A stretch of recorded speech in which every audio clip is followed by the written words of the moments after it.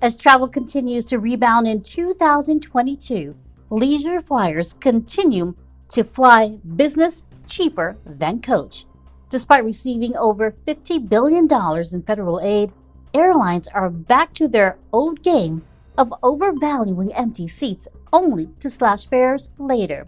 Legacy airlines like American, Delta, and United display excessive fares as they try to induce flyers into anytime awards. As usual, not enough flyers take the bait, leading to massive fare cuts. Since 2010, capturing premium cabin buying events has been the best way to fly business class for less, usually cheaper than coach.